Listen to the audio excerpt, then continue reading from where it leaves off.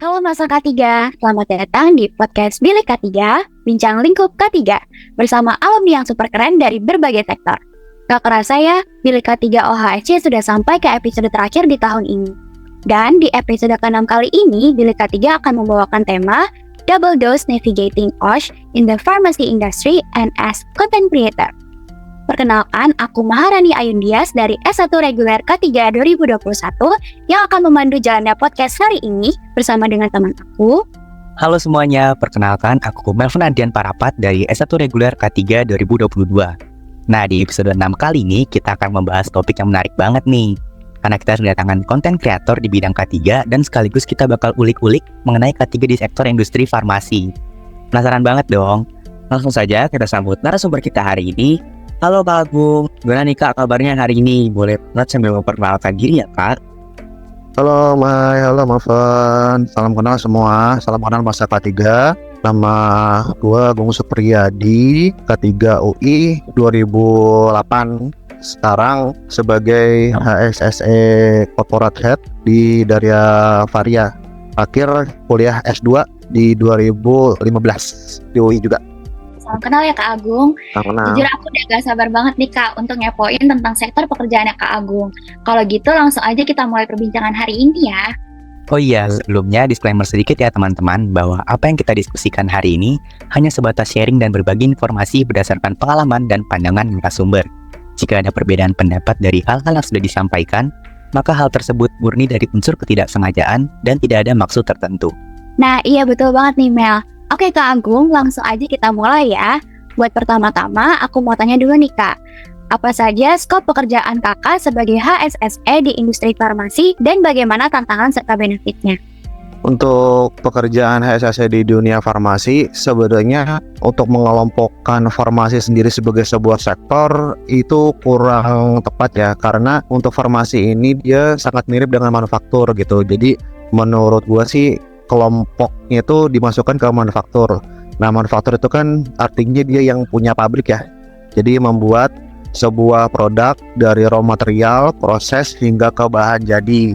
Untuk farmasi yang khusus ya, karena farmasi itu adalah sebuah perusahaan obat, maka benar-benar harus ditegakkan, harus diperiksa yang terkait dengan aspek GMP-nya gitu, CPOB-nya gitu, cara pembuatan obat yang benar, dan itu ketat sekali. Itu kan yang memberdasarkan dari BPOM. Nah, di situ juga sebenarnya ada aspek K3-nya. Jadi sebenarnya aspek hygiene terkait kebersihan gitu, terkait sanitasi yang tadi disebutin untuk farmasi itu nggak saling bertentangan sama prinsip K3. Jadi kira-kira garis besar seperti itu ya. Nah, kalau K3 kan lebih banyak diimplementasikan oleh perusahaan multinasional kan. Jadi perusahaan multinasional tuh kayak misalnya perusahaan dari Eropa itu kemudian punya pabrik di Indonesia, kemudian dia akan membawa standar K3 yang di Eropa untuk diimplementasikan di perusahaan lokalnya gitu kan. Nah, kalau farmasi ini yang top brand farmasi ini kebanyakan perusahaan lokal gitu. Nah, artinya kita harus membuat program-program yang memang jadi inisiatif gitu, bukan yang ngikutin standar yang dari Eropa kayak gitu. Dan itu kayak ngebuat scratch dari awal sih yang gua rasain ya. Kita nggak bisa ngikutin prosedur yang udah ada di Eropa, jadi kita ngebuat dari awal. Cuman ada keuntungan juga itu kalau ngebuat dari awal, program yang kita buat itu sudah sesuai dengan budaya orang Indonesia gitu. Tidak terlalu tinggi, tidak terlalu rendah, tapi ngepas lah sama orang Indonesia. Jadi regulasinya atau protapnya itu bisa diikuti oleh pabrik-pabrik yang ada kayak gitu sih.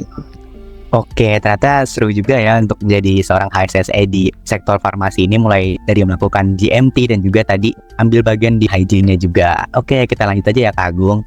Aku mau tahu nih Kak, apakah ada skill khusus yang untuk bisa terjun ke industri farmasi? Kalau gue sendiri sih merasa nggak ada yang khusus ya, baik dari segi regulasinya ataupun dari praktikalnya.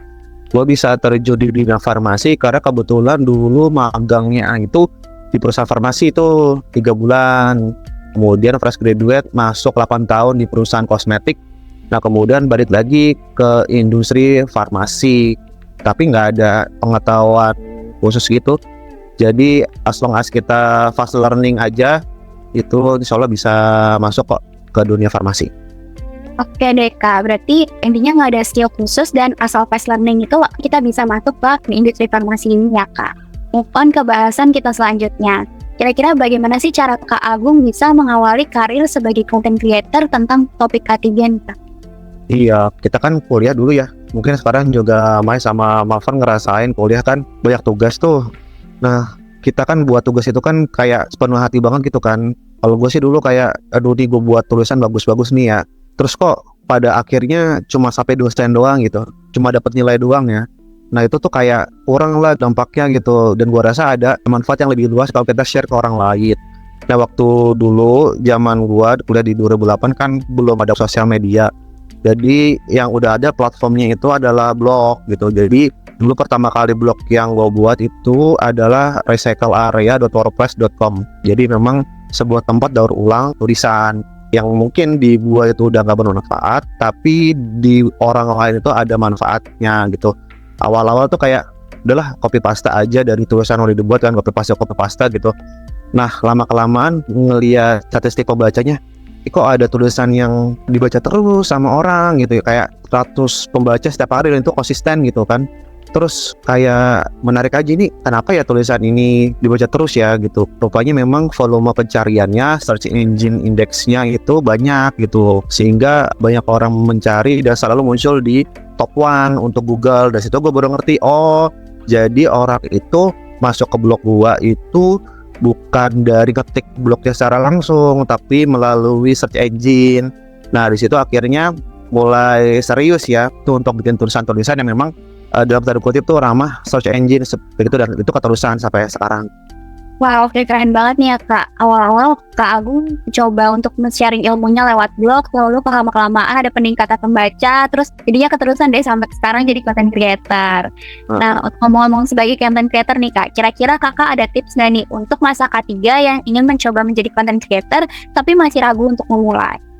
Kalau buat yang baru-baru memulai, sekarang kan platformnya ada banyak.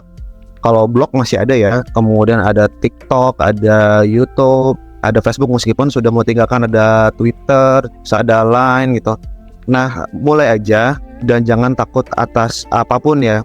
Mungkin ada yang takut karena takut yang di-share ini nggak bermanfaat gitu, takut yang di-share ini mungkin ada pihak yang nggak setuju gitu. Tapi sejauh ini gue nggak pernah nemuin itu sih. Paling ada yang menghina 1-2 ya nggak masalah sih. Itu kan menghina pribadi gue ya, bukan menghina tulisannya gitu.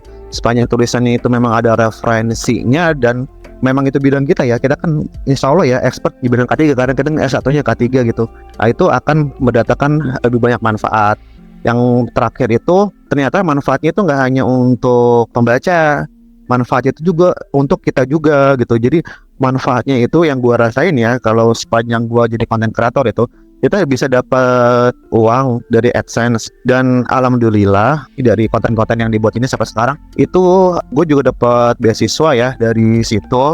Kemudian saat ini tuh sedang di Sydney, dan itu juga karena itu website k3ku.top itu diterima dan diapresiasi oleh kongres yang ada di sini dan dapat fellowship gitu. Wah, oke. Diingat-ingat ya masa K3, tips-tips dari Kak Agung kalau mau mulai jadi content creator, kita mulai aja dulu dan jangan takut akan hinaan-hinaan orang selama tulisan kita benar adanya dan ada referensinya. Terus juga kita bisa dapat manfaat yang banyak nih untuk orang lainnya, juga untuk kita sendiri, seperti Kak Agung yang bisa mendapatkan penghasilan dari AdSense dan juga bisa mendapatkan beasiswa. Tapi aku penasaran deh Kak Agung, apa sih kesulitan sebagai content creator tentang topik K3? Oke, kalau yang paling utama sebenarnya untuk volume K3 di Indonesia ya, maksudnya volume ini terkait dengan pencarian ya, di platform website apapun, itu tuh nggak terlalu banyak gitu. Jadi kita kayak bikin konten yang serius-serius gitu, bikin konten yang bagus, yang nonton tuh dikit gitu. Nah kalau orang lain ya bikin konten misalnya kayak di sebuah platform gitu ya, ada orang ngirim stiker kemudian nyiram nenek-nenek gitu dan kakek-kakek, nah itu nonton banyak tuh. Nah itu challenge-nya gitu, kita udah capek-capek buat kok dikit ya gitu.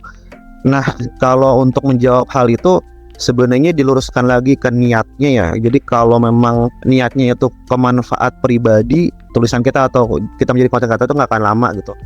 Oke, wah keren banget nih Kak. Mulai dari tantangan Kak Agung sendiri sebagai content creator tadi, pencarian K3 di Indonesia ini tidak terlalu banyak. Terus kalau misalkan membuat konten serius tuh masih jarang gitu dilirik sama masyarakat Indonesia. Terus kalau misalkan untuk manfaatnya sendiri, mungkin tadi ada manfaat mendapatkan uang dan juga dikenal banyak orang. Wah, nggak kerasa nih Kak, udah banyak banget hal baru yang kita dapat dari perbincangan bersama Kak Agung tentang pekerjaannya di sektor industri farmasi, sekaligus kesibukannya sebagai content creator. Nah, sebenarnya masih banyak nih Kak yang pengen dibahas, namun karena keterbatasan waktu, sayangnya kita hanya bisa sampai di sini nih Kak. Iya nih Kak Mahai, walau waktunya singkat, tapi hari ini kita benar-benar mendapat banyak insight yang menginspirasi banget loh. Mungkin sebelum kita benar-benar berpisah, boleh dong Kak Agung sampaikan sedikit pesan untuk masa K3 dalam mengisi waktu selama kehidupan perkuliahannya. Iya, buat teman-teman masa K3 yang sedang berkuliah, gunakan waktunya diisi dengan berbagai macam aktivitas. Apabila ada aktivitas organisasi, ikuti ini OHSC dan juga UKM-UKM yang lain yang ada di FKM UI gitu. Dan juga bisa untuk membaca-baca jurnal dan juga bisa untuk mengikuti kompetisi atau konferensi yang ada. Sesungguhnya ilmu yang didapatkan dari meja-meja kuliah itu sangat sedikit ya porsinya ya, mungkin hanya 20-25% ya. Dan dengan organisasi, kompetisi, dan baca jurnal segala macam, nah itu akan meningkatkan kompetensi kita sendiri di perkuliahan, dan pasti itu akan menjadi keuntungan kita ketika nanti kita diwawancara oleh recruiter atau juga ketika kita memegang amanah atau title nanti di perusahaan gitu. Jangan sampai jadi mahasiswa yang kuliah pulang ya. Jadilah mahasiswa yang aktif dengan berbagai macam kegiatan. Itu pesan untuk masa ketiga. Wah, oke. Makasih banyak untuk pesan-pesannya Kak Agung. Keren banget nih Kak. Sekali lagi kami ucapkan terima kasih banyak kepada Kak Agung yang telah bersedia hadir dan membagikan pengalamannya. Semoga pembahasan hari ini dapat menginspirasi dan bermanfaat bagi teman-teman. Sekian dari kami untuk podcast hari ini. Terima kasih sudah mendengarkan. Tetap utamakan keselamatan dan kesehatan diri Anda, karena daya K3, daya kita. Bye-bye.